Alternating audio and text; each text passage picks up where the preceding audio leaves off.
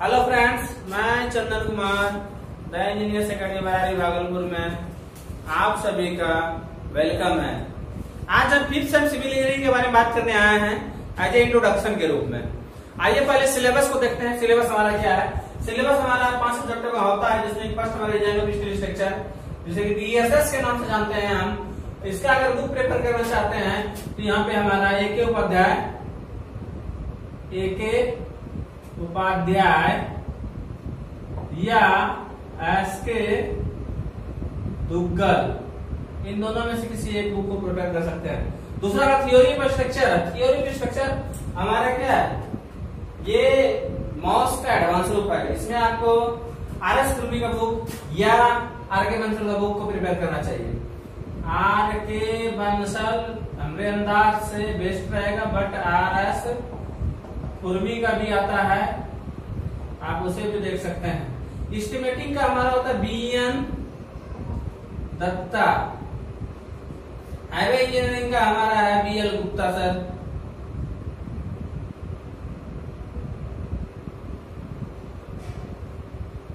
और irrigation engineering का हमारा है NN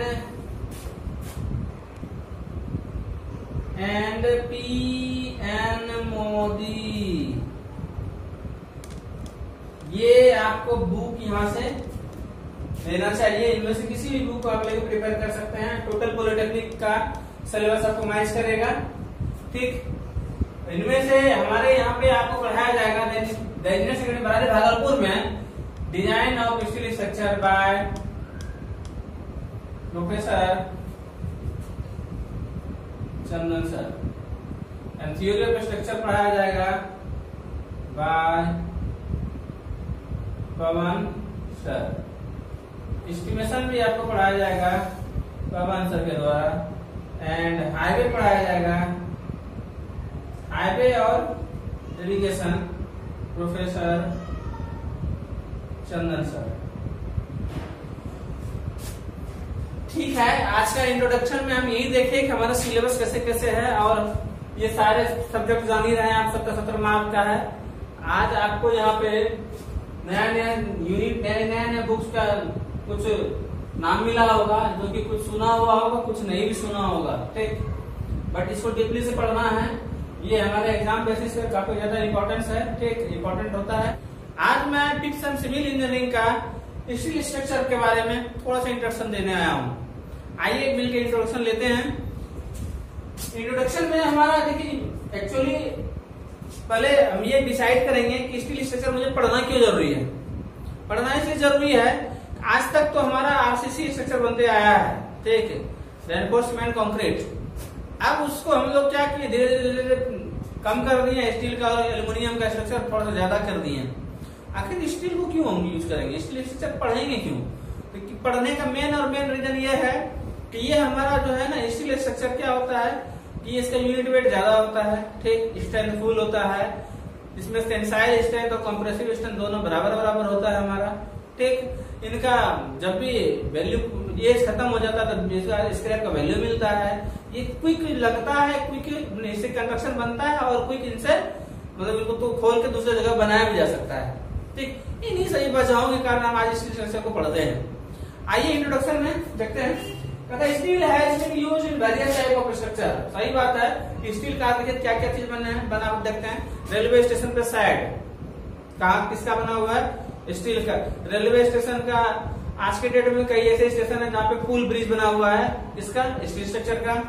चलिए, क्यूल का पुल देखते हैं ना, वो क्या है आपका स्टील स्ट्रक्चर का। टावर, जितना ट्रांसमिशन टावर देखते हैं, बिजली का टावर हो या आपका ये मतलब कि एयरसेल जो भी आपका मतलब कि नेटवर्क टावर है, ये सारा किसका है? आपका स्टील स्ट्रक्चर का है। तो इसलिए यही हम यहाँ पे लिख रखे हैं आप लोगों के लिए। Steel has been used in various type of structure. Nowadays, use of steel as a building material has increased. आज के दिन में हमारा स्टील का यूज जो है ना बिल्डिंग मटेरियल के रूप में ज्यादा इंक्रीज बढ़ गया है, इंक्रीज कर गया है। जिसका एक एग्जांपल है bridge, overhead tanks, transmission tower, ETC। फिर मैंने यहाँ पे आपके लिए बता रखा है India mainly FE410 grade of mild steel is use, मतलब इंडिया में हमारा जनरली जो है ना Fe 410 grade of steel use होता है। ओके, आइए हम सब मिलके डिजाइन ऑफ स्टील स्ट्रक्चर को पढ़ते हैं, जिसका शॉर्ट नेम है DSS। आज इनमें मैं टॉपिक रखा हूं अपना स्ट्रक्चरल स्टील। आखिर स्ट्रक्चरल स्टील क्या है?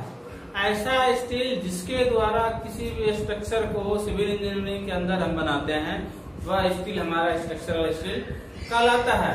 कहता है स्ट्रक्चरल स्टील जो है ना हमारा, वो एक प्रकार का मिश्रण से बनता है, जिसमें कि हमारा आयरन होता है और कार्बन होता है, ठीक, जिसमें कि कार्बन की मात्रा 0.23% होती है। यहां तक समझ में आ गया होगा। फिर हमारा है, ये तो स्ट्रक्चरल स्टील हुआ।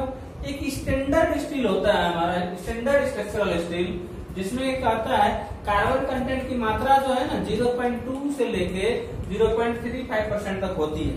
ओके, मतलब स्टैंडर्ड स्ट्रक्चरल स्टील की बात करेगा तो 0.2 से लेके 0.3% कार्बन कंटेंट होता है। फिर हमारा है, अगर आप यहाँ पे कार्बन कंटेंट को बढ़ाते हैं तो स्ट्रेंथ बढ़ता है स्टील का, ब्रिटलनेस बढ़ता है स्टील का, फिर यहाँ पे यंग्स मॉडुलस ऑफ इलास्टिसिटी बढ़ता है स्टील का, और साथ साथ में हार्डनेस भी बढ़ता है स्टील का। ठीक है, देखते हैं यहाँ पे जैसे ही हमारा इंक्रीज हो रहा है, ये सारा कुछ बढ़ रहा है, तो कुछ ना कुछ तो घटता होगा। कहता है वो डक्टिलिटी है जो कि हमारा घट जाता है, अर्थात लचीलापन इसका घट जाता है। याद रखिए, किसी भी स्टील में अगर हम परसेंटेज ऑफ कार्बन को बढ़ाते हैं तो उसका क्या होगा, डक्टिलिटी कम पड़ जाएगा, लचीलापन कम हो जाएगा, और लचीलापन कम होगा तो स्ट्रेंथ ऑटोमेटिक कम हो जाएगा। इसलिए परसेंटेज ऑफ कार्बन जिसमें ज्यादा है उसका स्ट्रेंथ ज्यादा है, जिससे परसेंटेज ऑफ कार्बन कम है उसका स्ट्रेंथ कम है, बिकॉज यहाँ पे डक्टिलिटी का डिफरेंस है। ओके, फिर है हमारा आगे कि जैसे हम यहाँ पे कोई स्टील नॉर्मली हम अगर यहाँ पे देख रहे हैं, माइल्ड स्टील की बात कर रहे हैं। माइल्ड स्टील हमारा जो कि स्ट्रक्चरल स्टील के रूप में जाना भी जाता है। एक छत में हम जो सरिया लगाते हैं वो हमारे प्रकार माइल्ड स्टील ही होता है, जिसका यंग्स मॉडुलस ऑफ इलास्टिसिटी जो है वो 200 गीगापास्कल या 2 × 10⁵ न्यूटन पर mm स्क्वायर होता है। बात आती है कि स्टील को आज के डेट में हम क्यों यूज करते हैं, बिल्डिंग में या ट्रांसमिशन टावर में, ब्रिज में, या और जगह जहां पे यूज कर रहे हैं। रीजन क्या है? आइए थोड़ा सा देखिएगा। कंक्रीट को तुरंत निर्माण कर सकते हैं आप? नहीं, उसको जमने का टाइम चाहिए। लेकिन कहते हैं आपको कि स्टील का आपको टावर खड़ा करना है, एक स्टेशन का शेड खड़ा करना है, तो आप क्या करेंगे? एक दिन हो सकता है 10 टावर भी खड़ा कर दिया जाएगा, नंबर ऑफ वर्कर अगर ज्यादा है आपके पास तो। लेकिन क्या एक बहुत सारा वर्कर है, 5 मंजिला अगर बिल्डिंग बनाने बोल दिया जाए आपको, क्या आप खड़ा कर सकते हैं? नहीं हो सकता। तो सबसे पहले बात हमारा यहाँ पे क्या है कि हम यहाँ पे क्विक निर्माण कर सकते हैं। क्विक निर्माण कर सकते हैं, इसका मतलब कहीं ना कहीं उसमें स्ट्रेंथ होगा, पहले से दिया हुआ तभी ना। हाँ, यहाँ पे स्टील हमारा प्री स्ट्रेस कहा जाए कि एक पॉलिश स्ट्रेस इसमें रहता है। ठीक, निर्माण जैसे हम करते जाते हैं वैसे ही एक दूसरे से कनेक्ट होते जाता है, और एक दूसरे का लोड कैरी करते करते जमीन पे ट्रांसफर करते चला जाता है। फिर हमारा है कि यहाँ पे कोई स्ट्रक्चर लगाया है हमको, तो उसको पुनः हम खोल सकते हैं, वहां से दूसरे जगह कहीं लेके जा सकते हैं।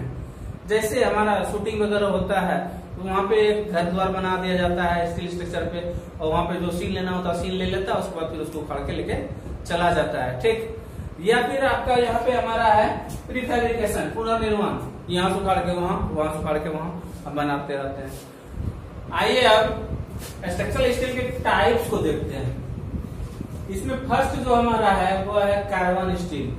कार्बन स्टील क्या होता है? पता है, ऐसा स्टील जिसमें कार्बन कंटेंट की मात्रा अप टू 2% हो, उसको हम कार्बन स्टील कहते हैं। इसमें हमारा इसका अल्टीमेट टेंसाइल स्ट्रेंथ का और ये यील्ड स्ट्रेंथ का एक रेंज दिया हुआ है हर एक स्टील के लिए। वो यहाँ पे देखिए, इसका है अल्टीमेट टेंसाइल स्ट्रेंथ कितना है, 410 से लेकर 440 मीटर पर एम स्क्वायर, अर्थात specified ultimate tensile strength. Ultimate tensile strength जो हमारा है, जो स्पेसिफाई किया गया है ऐसे स्टील की, कार्बन स्टील के लिए, वो है हमारा 410 न्यूटन पर mm स्क्वायर से 440 न्यूटन पर mm square. Ultimate tensile strength हमारा वह स्ट्रेंथ है कार्बन स्टील का जो इससे ज्यादा नहीं हो सकता उसमें अब स्ट्रेस। ओके, आगे हमारा रेंज जो हम यील्ड स्ट्रेंथ के लिए स्पेसिफाई किया गया है वो हमारा है 230 न्यूटन पर एमएम स्क्वायर से लेके 300 न्यूटन पर एमएम स्क्वायर। यील्ड स्ट्रेंथ कितना है रेंज 230 से लेके 300 न्यूटन पर एमएम स्क्वायर। अब बात आती है कि सर अल्टीमेट तो कह दिया, मैक्सिमम जो उसमें आएगा उस वायर में उस कार्बन स्टील में हमारा स्ट्रेस वो होगा अल्टीमेट, बट यहाँ पे आपका यील्ड स्ट्रेंथ क्या है? यील्ड स्ट्रेंथ हमारा जो है वह भी एक प्रकार का स्ट्रेस ही है, ठीक। वो भी बताता है कि हम इस पॉइंट पे कितना लोड को ले सकते हैं या हमारे कारण हमारे पे इस लोड के कारण क्या हो सकता है। जैसे एक बांस की करची है, उसको झुकाइएगा ना तो किसी न किसी जगह से मचकता है, कचकता है, ठीक। देखिएगा वहां पे मॉलिक्यूल जो ग्रीन कलर का था बैठा हुआ वो हल्का हल्का पायरोड ग्रीन में कन्वर्ट हो जाता है, मतलब मॉलिक्यूल का डिसलोकेशन। वह पॉइंट जहां पे मटेरियल अपना परमानेंटली डिफॉर्मेशन शो करना स्टार्ट कर दे वो हमारा यील्ड स्ट्रेस या यील्ड स्ट्रेंथ कहलाता है। इसी के कारण ये जैसे जैसे हमारा बढ़ते जाता है वैसे वैसे उसका जो है ना वहां पे डिफॉर्मेशन भी बढ़ते चला जाता है। आगे आइए, 2 नंबर में हमारा high strength carbon steel. High strength carbon steel क्या है?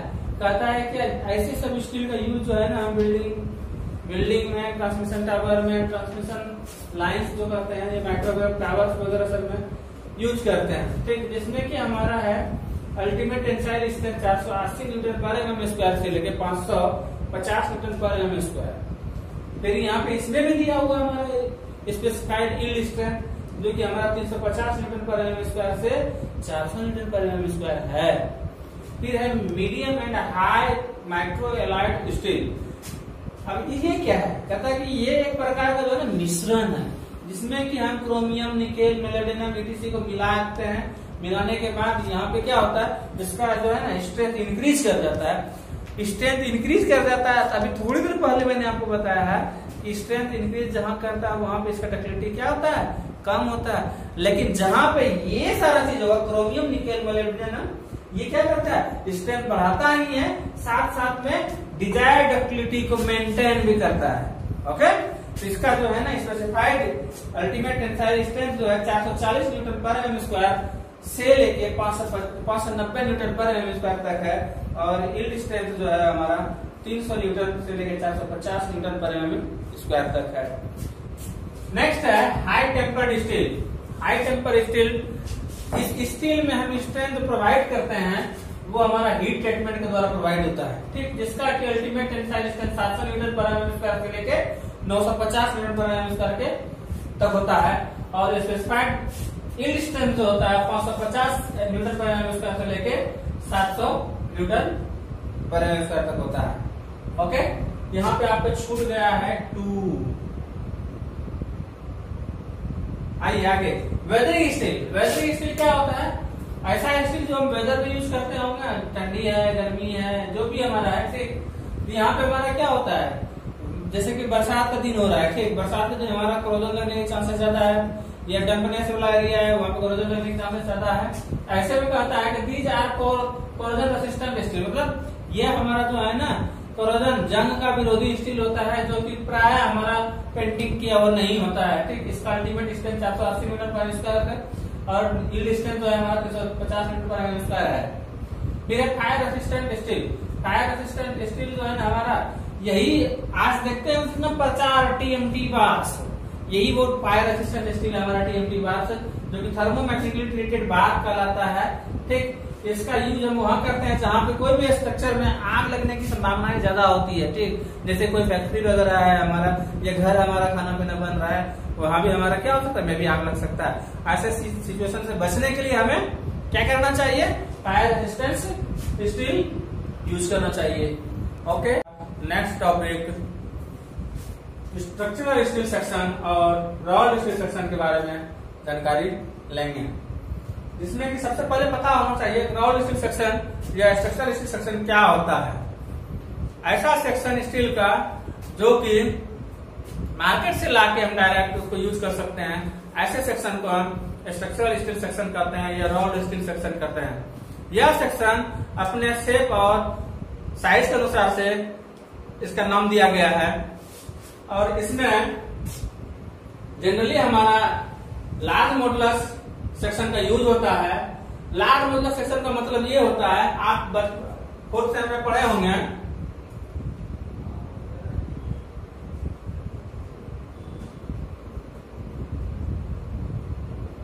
ये वाला बेंडिंग स्ट्रेस का इक्वेशन पढ़े होंगे, जिसमें कि आपका यहाँ पे इन दोनों इक्वेशन से sigma by y equal to M by I. तो सिग्मा इक्वल टू हमारा क्या होता है, M by I into y, और इसी वाई को हम नीचे कर देते हैं एम बटे आई बटे वाई। यही वाई हमारा, आई बाय वाई हमारा सेक्शन मॉडुलस के नाम से जाना जाता है। तो सिग्मा इक्वल टू हमारा क्या है, एम बटे Z. This Z is known as section modulus. आइए आप थोड़ा सा देखते हैं इसमें। अगर मैं जेड कहूं एम बाय सिग्मा, हमारा एम क्या है, एम देखा जाए तो बेंडिंग मोमेंट हमारा है और सिग्मा हमारा बेंडिंग स्ट्रेस है। कहता है बेंडिंग स्ट्रेस बेंडिंग मोमेंट व बेंडिंग स्ट्रेस का रेशियो ज्यादा होना चाहिए, ऐसे स्टील सेक्शन को हम यूज करेंगे। ओके, आगे कुछ स्टील सेक्शन है जिसका कि हम उसके क्रॉस सेक्शनल शेप के अकॉर्डिंग से उसका नाम भी रखे हुए हैं। और ऐसे स्टील सेक्शन हमारा कुछ ऐसे हैं। पहला हमारा है राउंड स्टील सेक्शन या राउंड बीम, जो कि आई सेक्शन के नाम से जाना जाता है। इसमें ISJB Indian standard junior beam, ISHB Indian standard heavy beam, ISMB Indian standard medium beam, ISLB Indian standard light beam, ISWB Indian standard wide flash beam. या दूसरा हमारा है चैनल्स, इसमें है ISJC Indian standard junior channel, ISLC Indian standard light channel, ISMC Indian standard medium channel. आइए अब अगला है आपका एंगल्स। एंगल्स में है ISA इंडियन स्टैंडर्ड एंगल्स, दूसरा है इंडियन स्टैंडर्ड एंगल। दो देने का मतलब ये है, एक हमारा इक्वल सेक्शन है, एक हमारा अनइक्वल सेक्शन है। फिर हमारा IBS Indian standard booth angle section. फिर हमारा नेक्स्ट है चौथा नंबर में टी सेक्शन, इसमें ISJT Indian standard junior T section, उसी तरह ISLT Indian standard light T section, ISHT Indian standard short plane section, और आगे है ISHT Indian standard heavy plane section, and आगे और है हमारा ISLT Indian standard normal T section. आइए आगे 5वां नंबर हमारा है राउंड स्क्वायर बार। इसमें हमारा ISSQ Indian standard square bar, दूसरा हमारा ISRQ इंडियन स्टैंडर्ड राउंड बार। फिर अगला हमारा छठा हमारा ISPL Indian standard round steel plate. सातवां है ISHT Indian standard round steel strips. और नेक्स्ट है हमारा 8वां नंबर में ISFT, ये हमारा Indian standard steel round steel plates, Indian standard round steel plates. आगे एक नोट है आपका जिसमें कि हमने लिख रखा है आपके लिए। फर्स्ट में है steel in which carbon content is more than 2% is known as cast steel. तो कास्ट स्टील हम तभी कहेंगे जब उसमें कार्बन की मात्रा 2% से ज्यादा होगी। अगला है हमारा राउट आयरन। वो राउट आयरन जो होता है हमारा प्यूरेस्ट फॉर्म ऑफ आयरन होता है, जिसमें कार्बन कंटेनिंग हमारा होता है लेस देन 0.06%। नेक्स्ट है कास्ट आयरन, कार्बन कंटेंट इसमें 2 से 4% होता है। और पिग आयरन है जिसमें कार्बन कंटेंट हमारा 3.5 से 4% होता है।